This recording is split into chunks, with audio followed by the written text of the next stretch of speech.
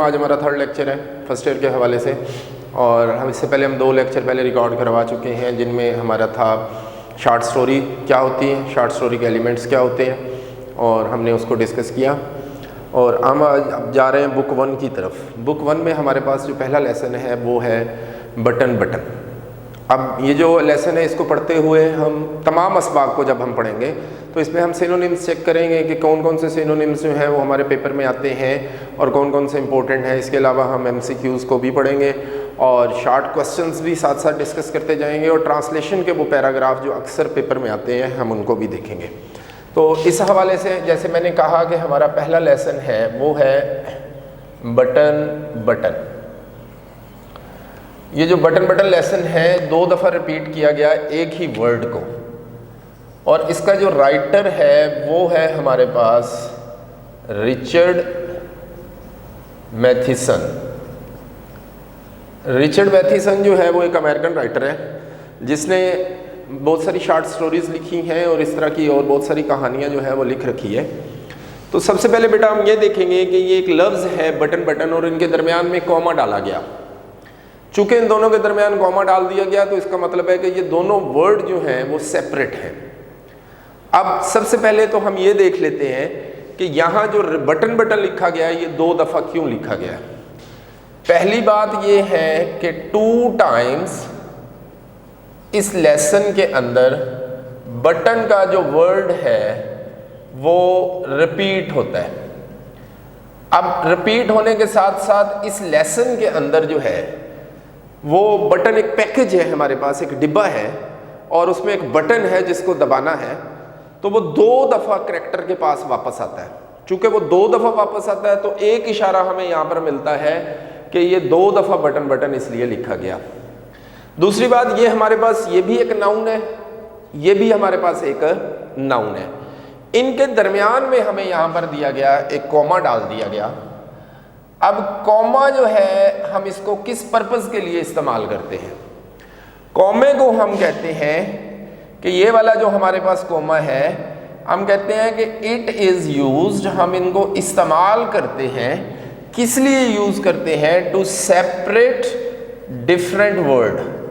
जो हमारे पास डिफरेंट किस्म के वर्ड्स होते हैं उनको इस्तेमाल करने के लिए हम इसको लिख सकते हैं, यूज़ कर सकते हैं। फॉर एग्ज़ाम्पल अगर मैं इसकी एक एग्जाम्पल लिखता हूं तो मैं यहां लिखता हूं Ali, Akram and Aslam are going to Multan. अगर आप मेरी इस एग्जाम्पल को देखते हैं तो इस एग्जाम्पल में हमारे पास देखें एक नाउन एग्जिस्ट करता है अली, दूसरा नाउन हमारे पास एग्जिस्ट करता है अकरम। इन दोनों की सेपरेशन के लिए हमने इनके दरमियान में एक कॉमा लगाया। अब हमारा क्वेश्चन ये है कि क्या किसी 2 नाउन को जब हम सेपरेट कर रहे हैं तो हमने एंड भी तो लगाया हुआ है ना, क्योंकि तीसरा हमारे पास यहाँ पर नाउन असलम है तो हम इसको रिप्लेस कर सकते हैं एंड के साथ, ये एंड के साथ रिप्लेस हो सकता है। अब ये दोनों नाउन है जिनको हमने सेपरेट किया।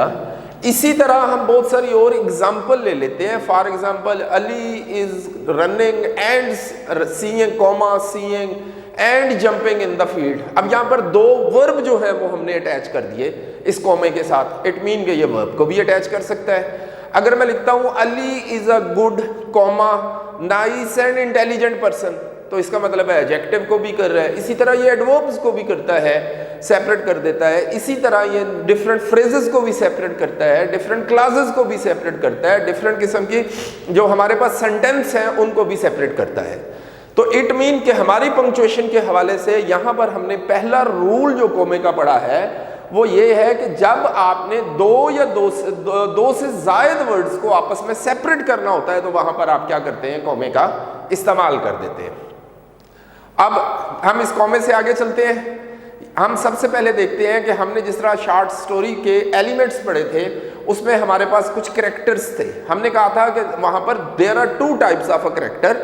One type of the character is main characters and दूसरा जो कैरेक्टर था वो सब कैरेक्टर्स था। तो क्या इसमें हमारे पास ये कैरेक्टर्स एग्जिस्ट करते हैं कि नहीं करते?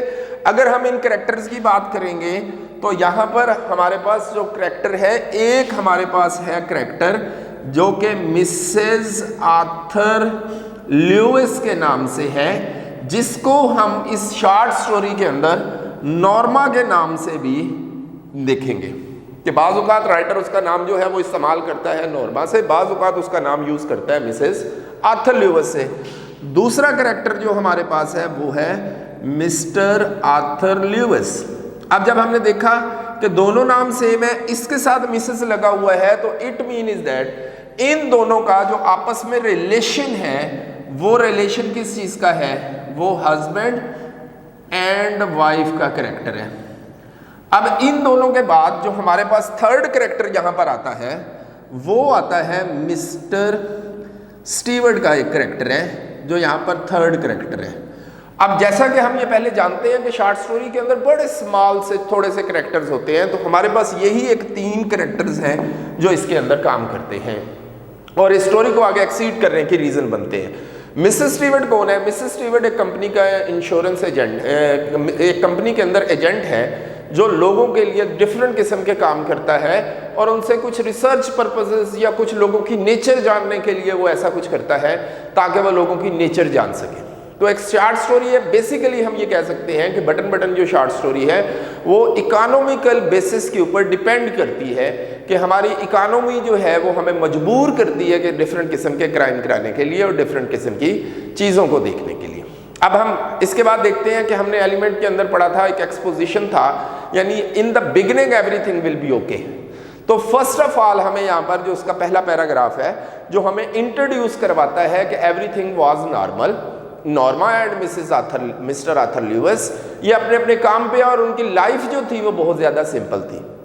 तो हम अपनी किताबें उठाते हैं और किताबों को उठाकर हम इसमें से अपनी ट्रांसलेशन देखते हैं कि इसकी ट्रांसलेशन में क्या है। तो पहला पैराग्राफ है, कहता है द पैकेज वाज लाइक। अब पैकेज का मीनिंग क्या होता है? पैकेज का मीनिंग होता है डिब्बा। डिफरेंट मीनिंग में इसका जो मीनिंग लिखा गया है वो प्लंदा लिखा गया है। अब प्लंदा हम इसको कंसीडर नहीं कर सकते क्योंकि अगर हम इसको कहेंगे प्लंदा तो इसका मतलब है डिफरेंट चीज़ों का मजमुआ। अब वो डिफरेंट किस्म का मजमुआ नहीं था, वो एक डिब्बा था जो वहां पर पड़ा हुआ था। वाज लाइंग, लाइंग उसके आगे लिखा हुआ है, यानी वो वहां पर पड़ा हुआ था बाई द फ्रंट डोर, हम सामने वाले दरवाजे के साथ, जो मेन एंट्रेंस थी घर की उसके बिल्कुल साथ। अब ये अमेरिका की एक जगह है, वहां पर एक फ्लैट है, उस वक्त वहां पर दरवाजा बंद था, बाहर एक डिब्बा पड़ा हुआ था। अब जब हम देखते हैं कि बाहर एक डिब्बा पड़ा हुआ था तो डोर के बाद यहां पर हमारे पास लगी हुई है एक डैश। हम सिर्फ हर चीज का वही कुछ पढ़ेंगे, जो उतने रूल्स हम इनको स्टडी करेंगे जितने के हमारे इस बुक के अंदर उसको दिया गया है। हम कहते हैं ये जो डैश है, हम कहते हैं कि इसको उसके लिए इस्तेमाल किया जाता है, उस वर्ड या उस फ्रेज या उस क्लास के आगे लगाया जाता है जहां पर उसकी पिछले की डिटेल आने वाली होती है। अब देखें, इस पूरी क्लास के साथ डैश लग गया, the package was lying by the front door, डिब्बा सामने वाले दरवाजे के पास पड़ा हुआ था, आगे लगाया डैश। इट मीन अब हमें उसकी पैकेज की डिटेल के अंदर वो ले जाना चाह रहे हैं, अ क्यूब शेप्ड कार्टन।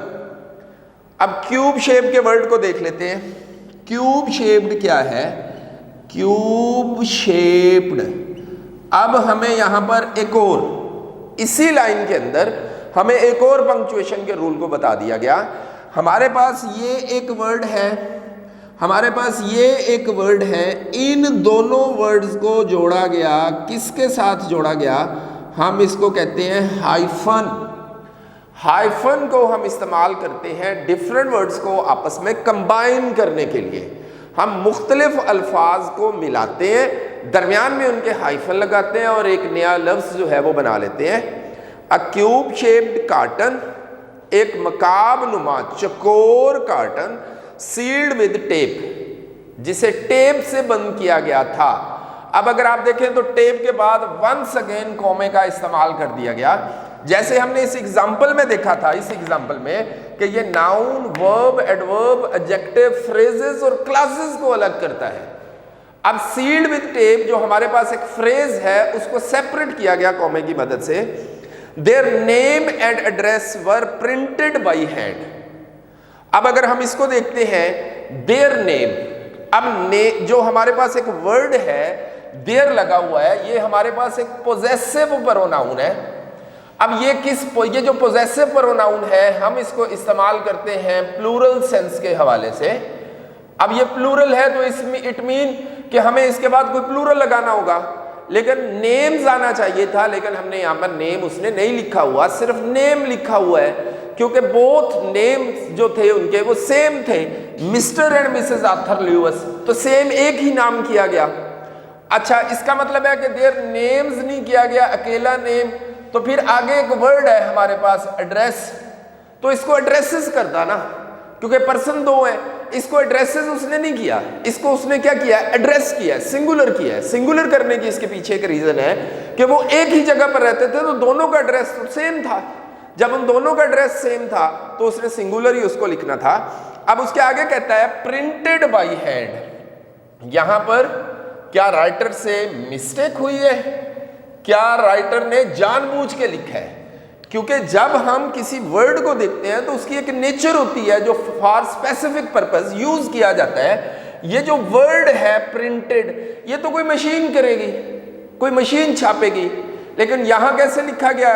क्या हाथ के साथ कोई चीज प्रिंट की जाती है?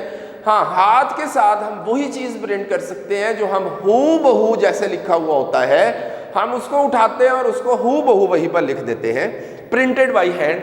और उसके आगे थर्ड हमारे पास जो आ गया वो आ गया वंस अगेन एक और हमारे पास, उसको हम बोलते हैं कॉलन।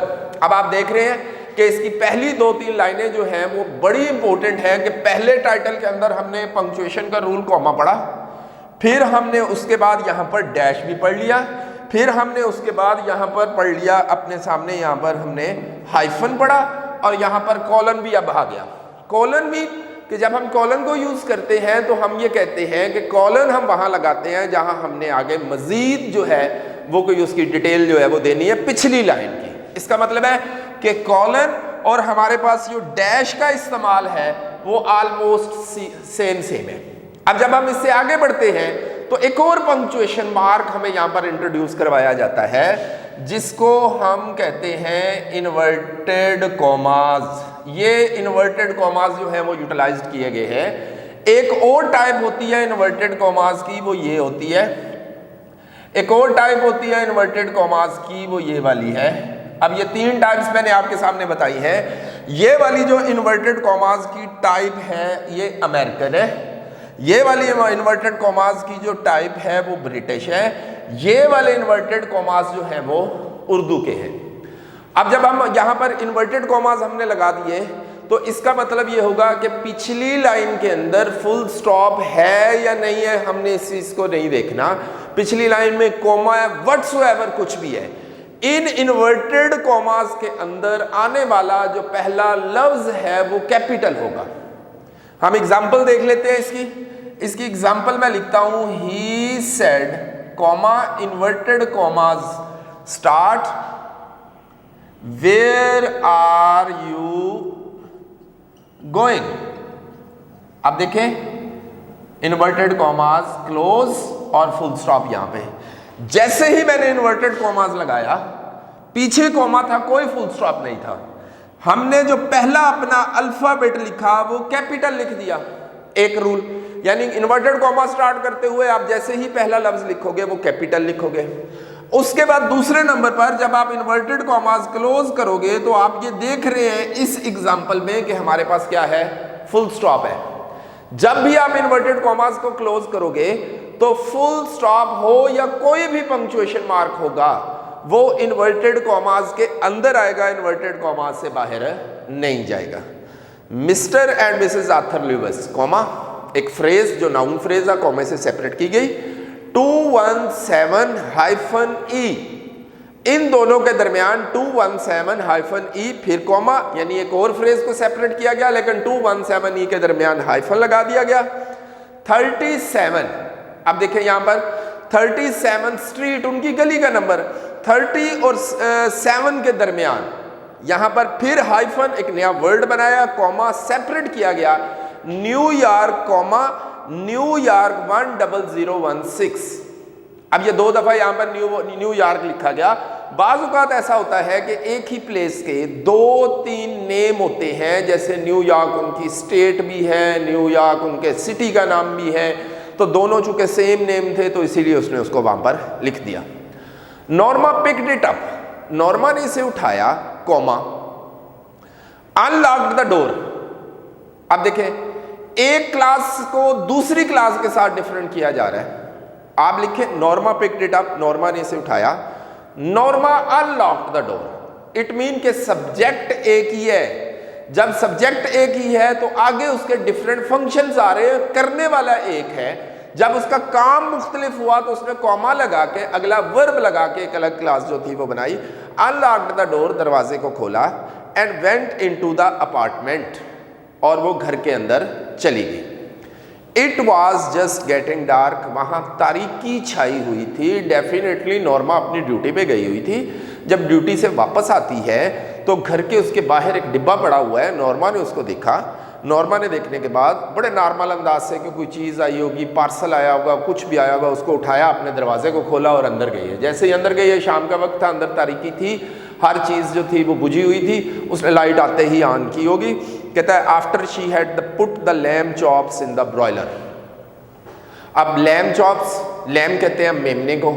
क्या हम ट्रांसलेशन इसकी ये करेंगे कि after she had put the lamb chops in the broiler, के चूल्हे पर उसने गोश्त के टुकड़े रखने के बाद, ब्रॉयलर यहाँ पर एक लफ्ज़ है जिसके लिए आप लिखेंगे चूल्हा। उसने चूल्हे पर रखने के बाद, छोटे गोश्त के टुकड़े चूल्हे पर रखने के बाद, शी सैट डाउन, वो बैठ गई, टू ओपन द पैकेज, उस डिब्बे को खोलने के लिए। इनसाइड द कार्टन, उस कार्टन के अंदर, उस डिब्बे के अंदर, was a push button unit. Push एक वर्ब, हाइफन लगाया गया, बटन उसके साथ मैच किया गया, यानी वर्ब और नाउन को आपस में मैच करके हाइफन लगा के एक नया लफ्ज जो है वो लगा दिया गया। Fasten to a small wooden box, जो एक छोटे से डिब्बे के साथ जुड़ा हुआ था। A glass dome covered the button, एक शीशे के गुंबद ने, एक शीशे के ढक्कन ने उसको ढांपा हुआ था।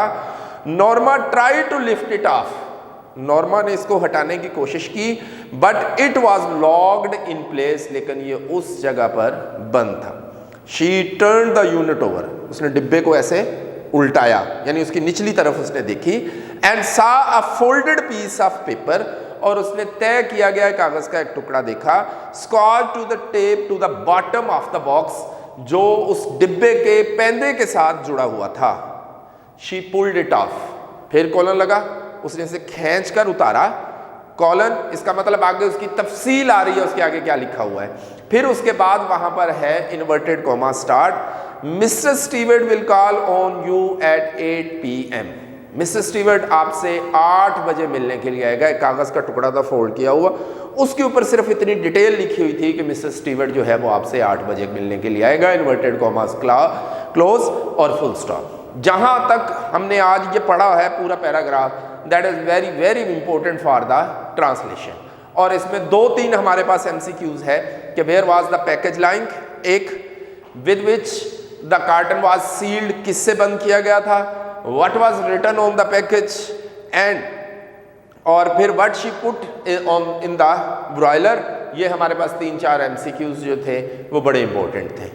मिलते हैं नेक्स्ट क्लास के साथ, तब तक के लिए अल्लाह हाफ़िज़।